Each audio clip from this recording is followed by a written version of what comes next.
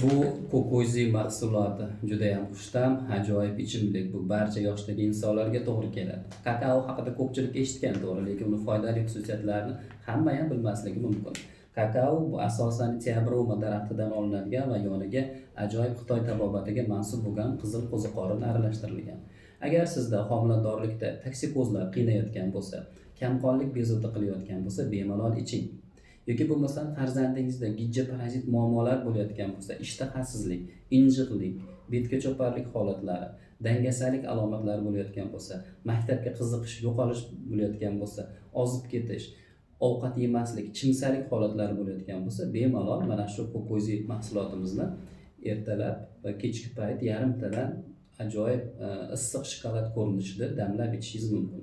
Nafaqat yoshlarga, bu yosh kattalarga ham bemalol uydagi buvijon, dodajonlarga ham tavsiya qilishingiz mumkin.